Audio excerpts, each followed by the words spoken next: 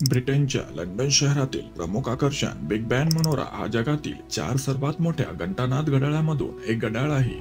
Big ban हे फक्त घड्याळ नाही तर ते लंडन आणि ब्रिटनच्या इतिहासाचे साक्षीदार आहे। 2 महायुद्धातही बिग बॅन मनोरा आपल्या जागेवर उभा राहिला। दुसऱ्या महायुद्धाच्या काळात लंडन शहरावर अनेक बॉम्ब हल्ले होत होते, तरीही बिग बॅन टॉवर अखंडपणे सुरू होते। त्यावेळेच्या works of the house of the पार्लिमेंटचे आयुक्त सर बेंजामिन हॉल यांच्या नावावरून बिग बॅन हे नाव देण्यात आले।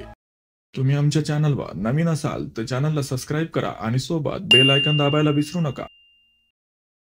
सन 1834 मध्ये वेस्टमिन्स्टर पॅलेसला भीषण आग लागली। या आगीत ते जळून नष्ट झाले।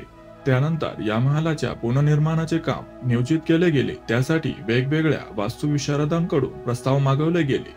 अनेक प्रस्तावांमधून चार्ल्स बॅरी आणि ऑगस्टस यांना या कामासाठी निवडले गेले। या वास्तुविशारदांनी या घड्याळांची रचना केली। हे नुसतं एक घड्याळ नव्हतं, तर ते होते अचूकतेचे आणि वेळेचे प्रतीक। बिग बॅनची रचना अतिशय खास आहे। याचे डायल म्हणजे सौंदर्य आणि अचूकतेचा उत्कृष्ट नमुना आहेत। प्रत्येक डायल मध्ये 324 काचेचे तुकडे आहेत जे प्रकाशात चमकतात आणि या घड्याळाच्या आत एक महाकाय पेंडलम आहे।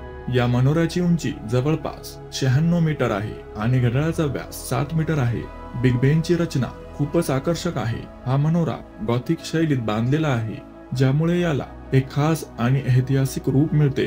बिग बॅन केवळ एक घड्याळ नाही, तर तो ब्रिटन आणि लंडन शहराचा एक महत्त्वाचा भाग आहे। अनेक वर्ष हा मनोरा लंडनच्या वेळेचा आवाज होता। प्रत्येक तासाला याचे ठोके संपूर्ण शहरात घुमत होते। अनेक ऐतिहासिक घटनांचा हा साक्षीदार आहे।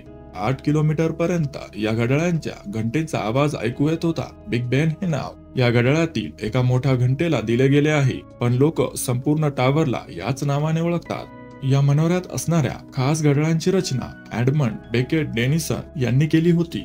सन 2012 मध्ये या टॉवरचे नाव बदलून एलिझाबेथ टॉवर असे करण्यात आले, पण आजही लोक या मनोऱ्याला बिग बॅन टॉवर म्हणूनच ओळखतात।